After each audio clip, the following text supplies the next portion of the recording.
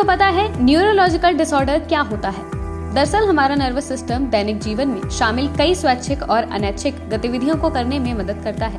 Neurological disorder होने पर movement, दृष्टि, शरीर संतुलन, वॉक, मेमोरी, सीखने, खाने या निगलने में कठिनाई होती है। अगर मरीज की नसें साथ ही मस्तिष्क प्रभावित होता है तो न्यूरोलॉजिकल डिसऑर्डर को कई रूप में वर्गीकृत किया जा सकता है। ये एक ऐसी बीमारी है जो सेंट्रल और पेरिफेरल नर्वस सिस्टम को प्रभावित करती है। न्यूरोलॉजिकल डिसऑर्डर के इन 5 लक्षणों को ना करें इग्नोर। सिर, गर्दन, पीठ या शरीर के विभिन्न अंगों में दर्द, अंगों का फड़कना, झुंझुनी या कमजोर होना, कमजोरी, आंखों की रोशनी कमजोर होना, चक्कर आना और बोलने या निगलने में परेशानी, दौरे पड़ना, अंगों का मरोड़ना और बार बार बेहोश होना। न्यूरोलॉजिकल डिसऑर्डर के मुद्दे पर बात करने के लिए आरोग्य इंडिया प्लेटफॉर्म से जुड़े हैं डॉक्टर अशोक निराला। सबसे पहले आपको डॉक्टर अशोक के बारे में बता दें। डॉक्टर अशोक कंसल्टेंट न्यूरोसर्जन हैं। वो centre of neuro sciences and trauma के तहत एक विशेष न्यूरोसर्जिकल सेंटर चला रहे हैं। बच्चों में न्यूरोलॉजिकल डिसऑर्डर्स यूजुअली जो है वैसे बच्चों में होती है जो पैदा होने वक्त देर से रोते हैं, जिसमें ऑक्सीजन और ब्लड सप्लाई की कमी हो जाती है। वैसे बच्चों में इस तरह की चीज़ें ज़्यादा देखी गई है। वैसे बच्चे जो उसको बर्थ एनॉक्सिया, हाइपोक्सिया बोलते हैं।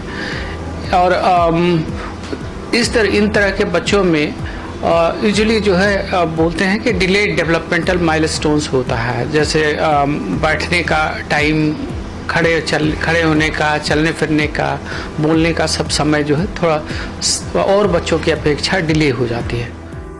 बुजुर्गों में कैसे होता है neurological disorder? Specially after 60 years देखा गया है कि एज के साथ जो है मेमोरी कम होने लगती है, चलने में लड़खड़ाहट होने लगती है, थोड़ा सा चीज़ों को समझने में देरी होती है, या कभी कभी जो है वो होती है बेड वेटिंग जिसको बोलते हैं कि वो ये नेचुरल चीज़ें जो होती है वो टाइम से बता नहीं पाते, कभी बिस्तर गीली हो जाती है या उस तरह की समस्याएं होती हैं।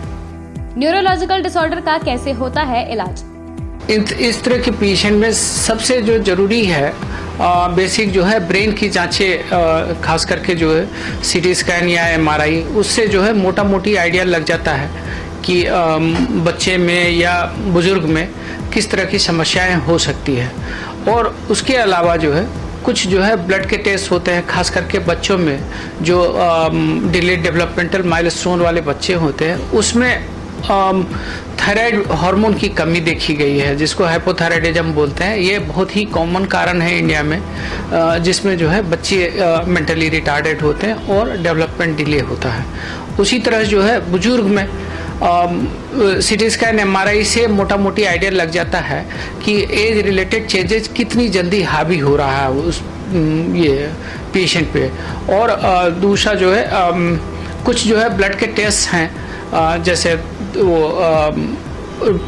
नॉर्मल हीमोग्राम जैसे सीबीसी बोलते हैं, लीवर फंक्शन टेस्ट है या किडनी फंक्शन टेस्ट है, इलेक्ट्रोलाइट्स है, या थायराइड प्रोफाइल है, लिपिड प्रोफाइल है। ये सब बेसिक जांचें होती है जिससे मोटा मोटी आइडिया लगता है कि मतलब किस चीज़ों को करेक्ट करने की जरूरत है और किस वजह से ऐसा हो रहा है। क्या कोविड के बाद बढ़े हैं न्यूरोलॉजिकल डिसऑर्डर के मरीज?